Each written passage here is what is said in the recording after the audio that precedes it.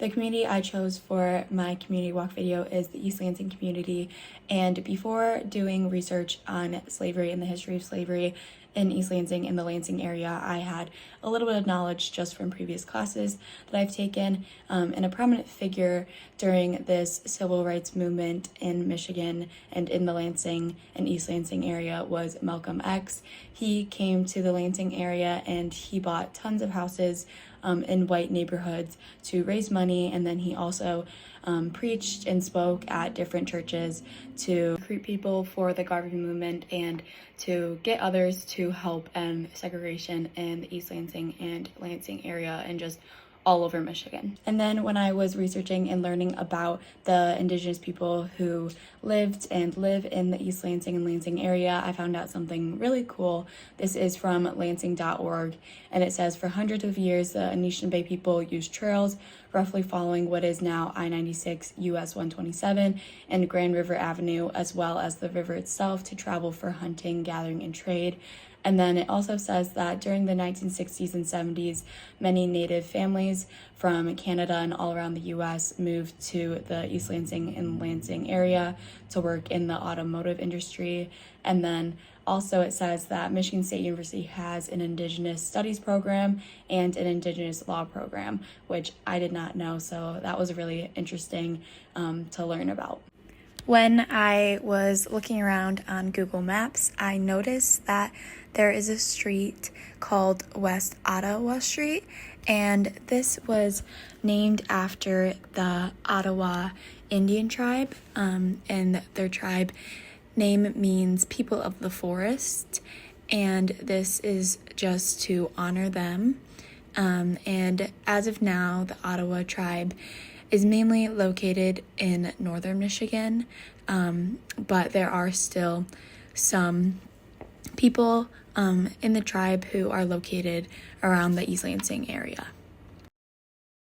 And then when I was looking around, I came across a park, and it is pronounced Azadika Park, and this actually was just renamed.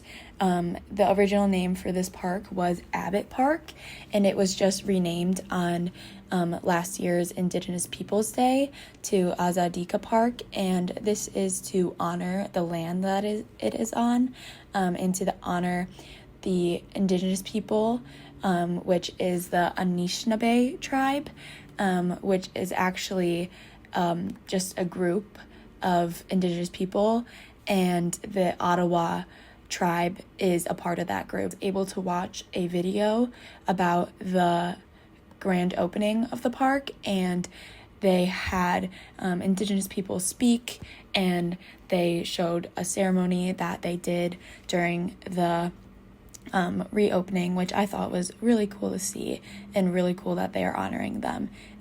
And then here is a picture I found of the park renaming ceremony, poster, I think it is, which is super cool to read and to see.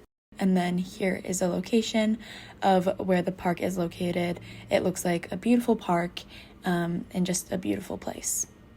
And then the first place I went to was the East Lansing Public Library. And the first thing you see right when you walk in is this beautiful mural portrait.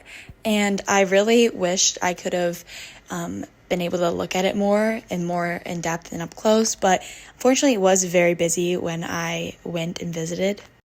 I did search up the mural, though, on Google, and I found this little article about it. There's not a ton of information, unfortunately, but it was still super cool to see who created it.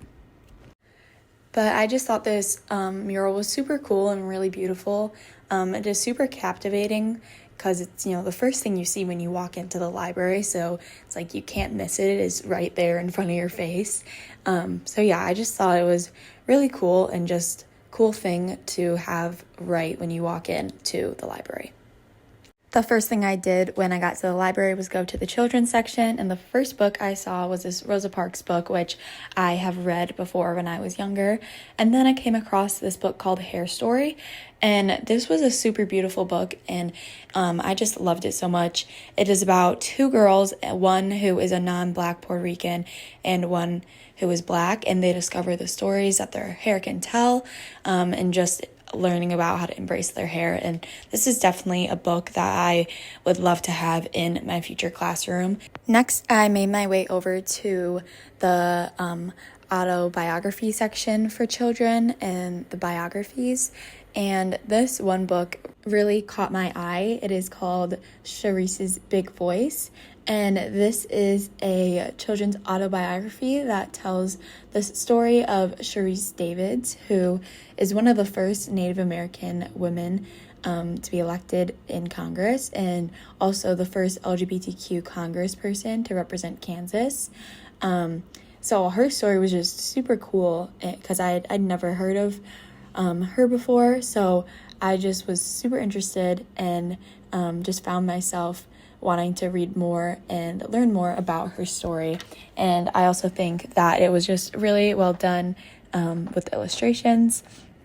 And this is also definitely another book that I would love to have in my future classroom, especially because it also is a autobiography. I think that is just super cool. I was able to find that there is a audiobook of it, and it is Sharice actually reading it aloud, which I think is super cool and powerful that she is able to read aloud her story.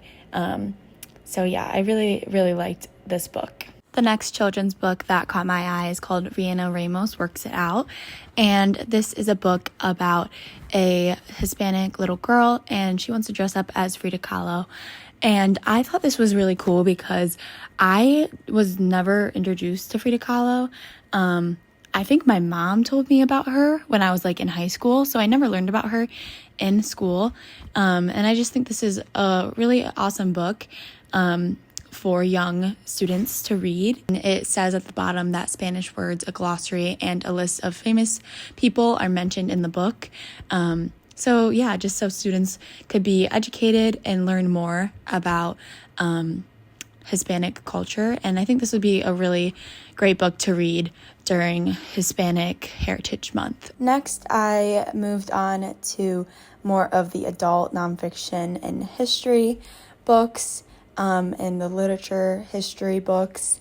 There was a lot of stuff here, and it was kind of overwhelming, but I did find some cool origin books like this one right here, and then this really, really big Latino literature book, which is huge and really cool. And then I think this was actually like the travel section, but this was just a section of the library, and it had pretty much every place you would ever want to go to as a book, so you could learn about it before going. So I thought this was really cool because they have some really cool places that you can learn about. And then lastly, I came across this section of the library, and it had books in all different languages and all different ethnicities, which was really interesting. I couldn't figure out how to use Google Translate to translate the titles, but they had so many different books in different languages. The next place I went to is Blue Owl Coffee, and the first thing that caught my eye when I was looking at the menu is that they have this cocktails section of their menu, and these are non-alcoholic cocktails, and I thought it was cool because most of the names on here are inspired by different places. So the affogato is an Italian-based dessert that originated in Italy, and the translation of affogato in English is drowned, so it means like ice cream drowned in espresso. And then they have the Dublin R, and it was kind of hard to see what was in it, and then obviously this picture is kind of blurry, so not really able to read it, but I believe that it had some type of Irish cream in it.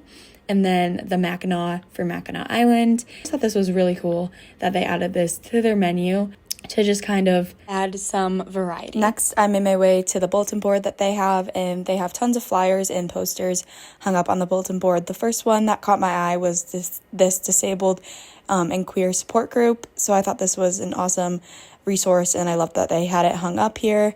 And then they have this Empower Lansing Youth poster, and it's about mentoring and volunteering and tutoring the Lansing youth, and they have a GroupMe QR code that you can join if you'd like to be a part of it.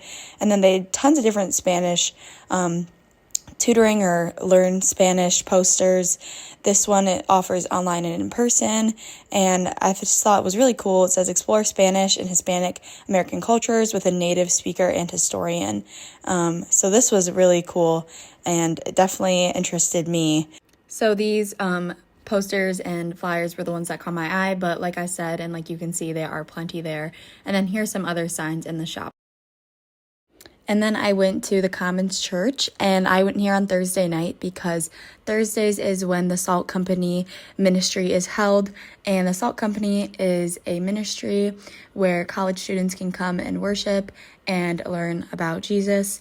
And so many different college kids come. It's not just students from Michigan State, students from Lansing Community College come as well. For this 2023 school year's SALT kickoff, there was over 600 students who attended, which is just super cool because it is a place where everyone of different ethnicities can come together and worship and learn about Jesus. And then the Commons has this picture on their wall, and it shows all the places in the United States that they have a church, which is really cool to see a visual of where their churches are located. You can see that there are lots in Michigan and a lot in the Midwest and east side of the state. So this was really cool to look at and just see where the churches are around the United States. Unfortunately, as of right now, the Commons and Salt Company only have their services available in English, but in the future, they are hoping to be able to translate it for other languages. Next, I went to Meijer, and I made my way over to the international foods aisle, and I saw lots of foods that I had never heard of or seen before, one of them being these fava beans, which are really popular in the Mediterranean, Middle East, and North Africa. Next, I looked at the British and Western European section of this aisle, and I saw lots of foods I'd never seen or heard of. One of them being this Dutch treat, which is salmiak snoepjes, and salmiak translates to saute liqueur, and snoepjes translates to sweet. So they're like a salty sweet. Another thing that caught my eye was this Gember jam, which is basically a ginger jam that is very popular in the Netherlands. Then I saw these Krakeliggens, which is basically a Dutch cinnamon and sugar pretzel. They looked really yummy. And then when I was looking around the kosher aisle, I came across this gefilet fish, and this is a really popular dish to eat on Jewish holidays such as Passover, and it is basically a mixture of fish such as carp, whitefish, or pike. And then lastly, I looked at the Asian cuisine aisle, and for the most part, I just saw processed Asian cuisine, such as these like pre-made noodles, and not really anything authentic. After doing research and learning about the East Lansing community, I learned that the largest ethnic group is white, and then Asian, and then Black, and I found this information from the United States Census. The most spoken language in the East Lansing area is English, and then when I was doing research, the census said that the second most spoken language is Asian Pacific Island, which just really surprised me. I thought it was going to be Spanish, but as you saw in the video at Blue Owl Coffee, they had multiple flyers for learning Spanish, so Spanish is definitely another significant language in the East Lansing community. And then for where I can find resources in the community for my students and their family and their home language, I would probably direct them to the local library or to a community center. And then for the most accessible and immediate answers they could get is just using the internet. And probably for the least accessible for my students, I would say tutors, just because tutors may not be available, and there may not be tutors for my students' home language. So I would probably say this is the least accessible, even though it is a great option. For my future classroom, I understand the importance of having diversity in language and culture, and that it is really important to create an inclusive environment where all my students feel valued and that their languages and their culture is valued. Reflecting on my personal language practices can help me relate to my students, and then just acknowledging the different languages can enhance empathy and foster a really safe and inclusive classroom environment and atmosphere.